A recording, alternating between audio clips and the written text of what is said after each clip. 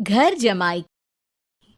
विकी को हमेशा किस्मत ने उसकी मेहनत से ज्यादा दिया। पैदा हुआ एक बड़े घर में, मुंह में चांदी की चम्मच लेकर, और शादी भी की एक उससे भी बड़े घर में, सोने की चम्मच मुंह में लेकर। उसे मेहनत करने का शौक नहीं था। एक शौक था, वो भी घटिया शायरी करने का। उसकी हर बात शायराना ही होती थी। जैसे कि एक दिन, दूर से देखा तो चांद पे दाग था, दूर से देखा तो चांद पे दाग था, पास से देखा साबुन का छाग था। ठोको ताली। अरे ऐसी शायरी करोगे तो ताली तो पता नहीं, कोई तुमको ही ठोक देगा। शायरी वो बिल्ली है जो किसी का भी रास्ता रोक दे, और क्या मैं किल हूं जो कोई मुझे ठोक दे। मुझे तो आपसे बात ही नहीं करनी। मैं निकला था गाड़ी लेके, लेकिन दौड़ के जा रहा हूँ। मेरी शायरी कोई नहीं सुनता, मैं घर छोड़ के जा रहा हूँ। धीरे बोलिए जी, मम्मी पापा को पता चल जाएगा तो तुमको सच में तुम्हारे मायके भेज देंगे। सस्ते साबुन से मेरी कॉलर चमकी नहीं, सच में चला जाऊंगा, मेरी बात कोई धमकी नहीं। अगर शायरी ही सुनानी है तो सुनाओ, लेकिन कोई काम धंधा भी तो करो।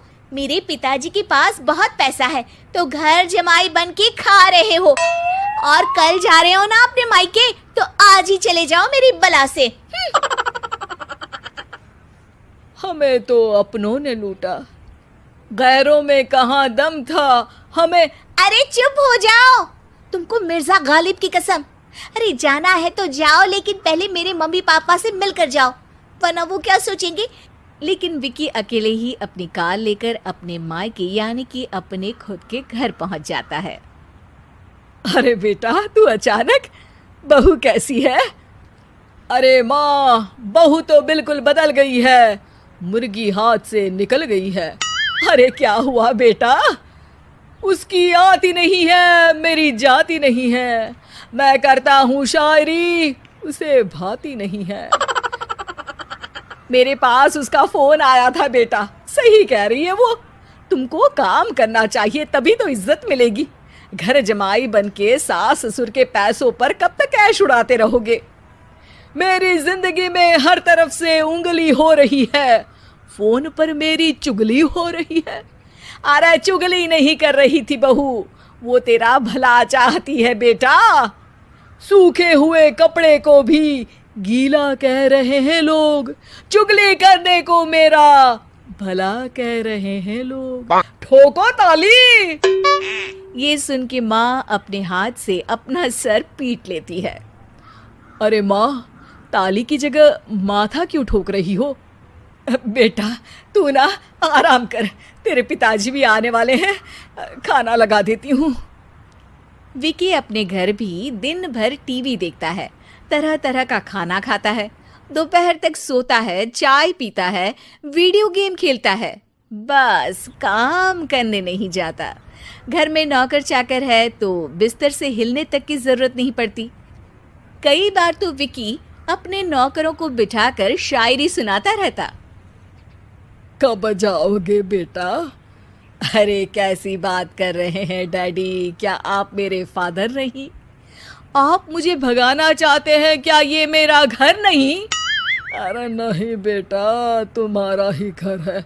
हम तो चाहते थे कि तुम यहीं रहो और मेरा काम आगे बढ़ाओ, लेकिन तुम ही चले गए घर जमाई बनने। अरे मेहनत तो गधे भी करते हैं, मैं अच्छी किस्मत लेके पैदा हुआ हूँ, मैं घर जमाई हूँ, ससुराल का फूल गेंदा हुआ हूँ।